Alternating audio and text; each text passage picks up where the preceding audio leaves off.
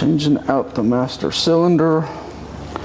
Hopefully this will solve my soft pedal.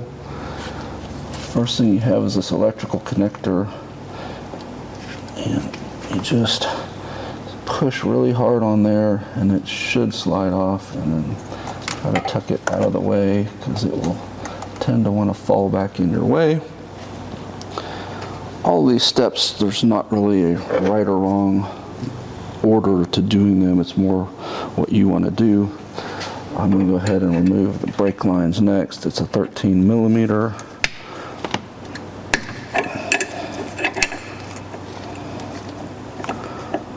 And I have these silicone caps to plug the lines once this comes off.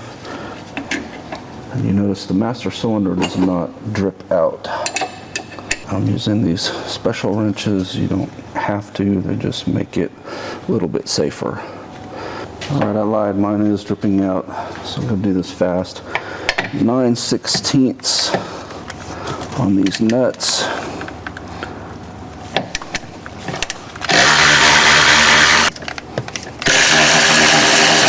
And then that'll just slide right off.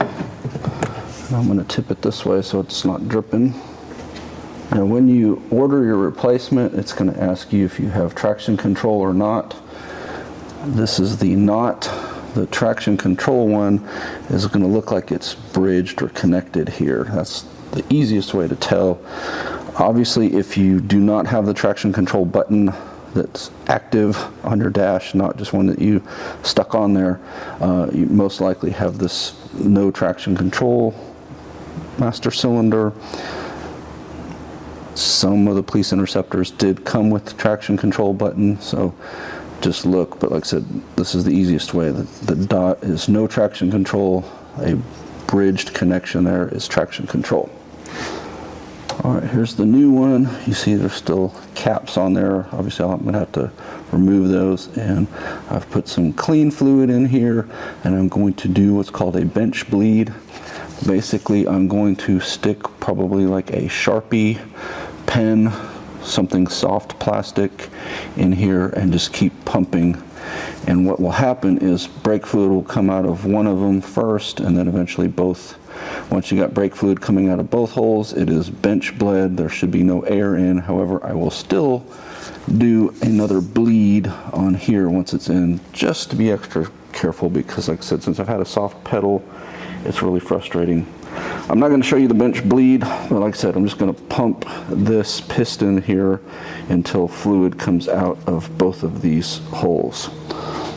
Alright, it's bench bled. The Sharpie was too small for this one. I ended up just using my thumb actually, and it's really hard to press, but what I did is I put my thumb there and braced it here and then just pumped. So basically I had a thumb on top of another thumb pressing it, and as I recall, it came out the front and then the rear, and then I kept pumping until it was spraying both of them consistently. So it's bled, and then installation is just the reverse. We're going to put it back on here and put that bracket on that I always forget.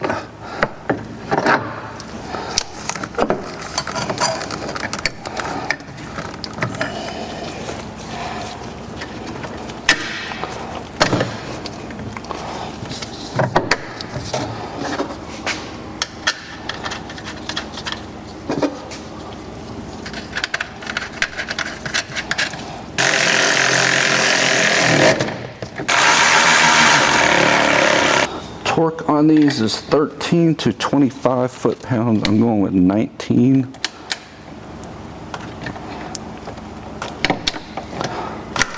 And of course, that's in a terrible spot.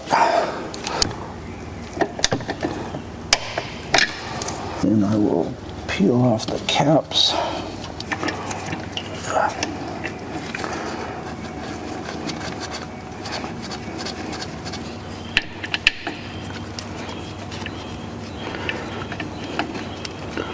You definitely want to start these by hand and make sure they're threading in with no resistance, because you don't want to cross thread this. Let me see, I had this down there to catch the drips. The torque spec on these says 120 to 216 inch-pounds, or since there's not really a good way to put a torque wrench on this, you just say, lightweight, buddy.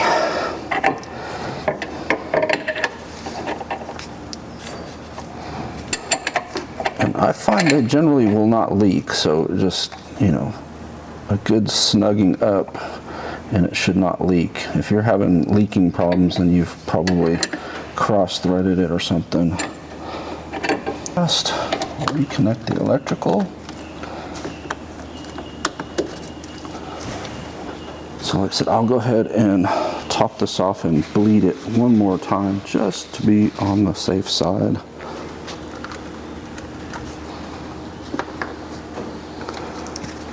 Just attach our bleeder hose. And I like it to go up so the air will come out.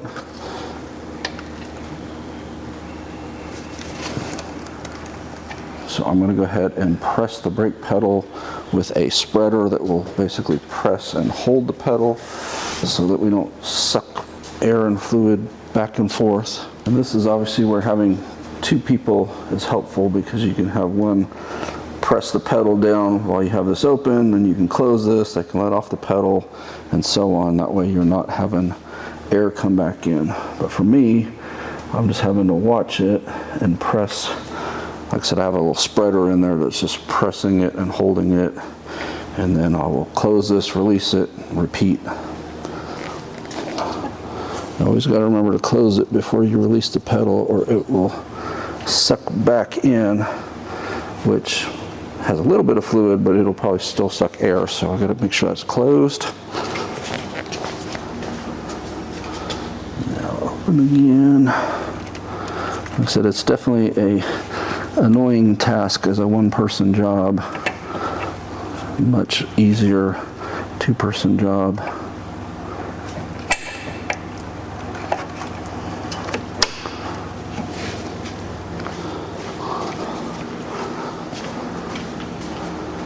And now you see we're up to here.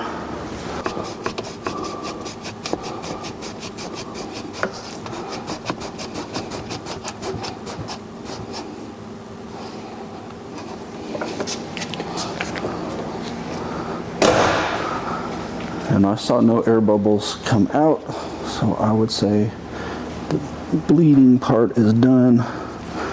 You can, of course, do a four-wheel bleed after this.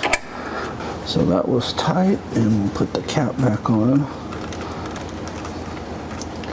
And then I'm going to go ahead and top this off to right around the full line, just because I do have basically full brake pads.